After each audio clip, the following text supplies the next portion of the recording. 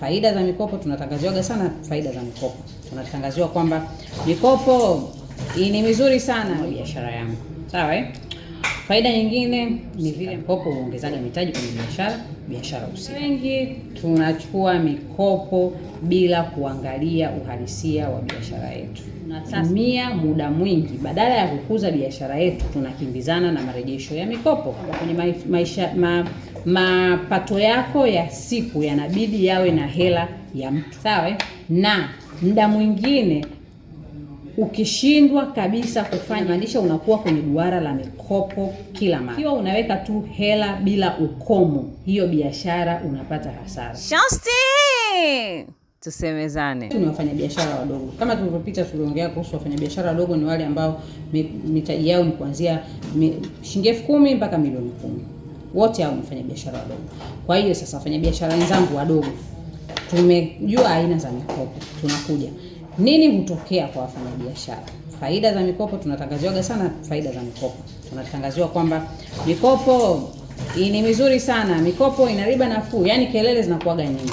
Faida za mikopo, cha kwanza, hutanua biashara.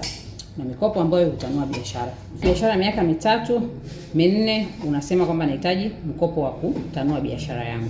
Sawa Faida nyingine ni vile ambavyo tunasema tunaongeza mtaji kwenye biashara husika. Mikopo huongezaga mitaji kwenye biashara husika. Faida nyingine tunasema ni kwamba ni kama hivyo kwamba inaongeza faida, inatanua biashara yako. Hizo ndio faida za mikopo. Na pia inakufanya uwe na uhakika wa stock.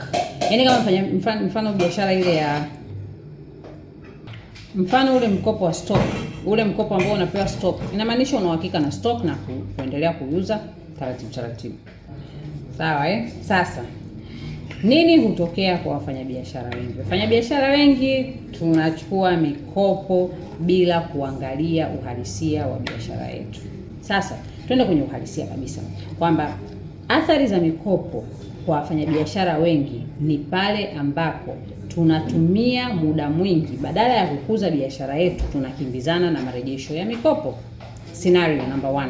Umekopa mkopo wako wa milioni 1. Sema milioni 1 tu. Milioni 1, alafu unatakiwa urudishe milioni 1.5. Milioni 1.5. Sawa Ambayo tunasema ni 15% ya hela uliokopa. Sasa umechukua, umeweka kwenye biashara yako, labda unataka kuanzisha biashara, au ndio umeweka kwenye biashara yako unataka kuongeza mtaji na kadhalika.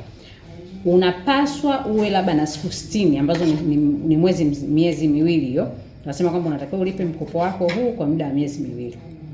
Sasa twende miezi miwili, inamaanisha ni siku 60.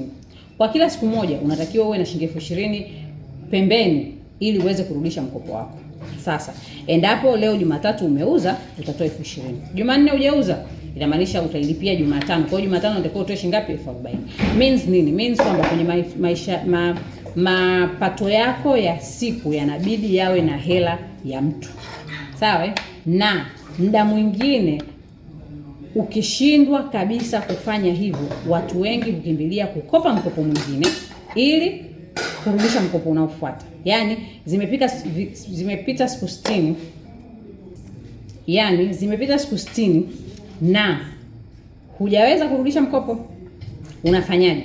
Inabidi ukope mkopo mwingine, sawa, wenye riba nyingine, ili urudishe mkopo huku, alafu uendelee kufanya biashara. Sawa? Inamaanisha unakuwa kwenye duara la mikopo kila mara. Watu wengi wanasema mimi nina biashara, mimi mfanyakazi.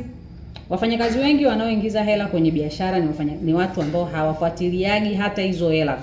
Sawa Mnaongeza tu hela. Mna uhakika kwa sababu una uhakika wa mshahara mwisho wa mwezi, unaongeza tu hela. Tulijifundishana kuhusu kuweka record.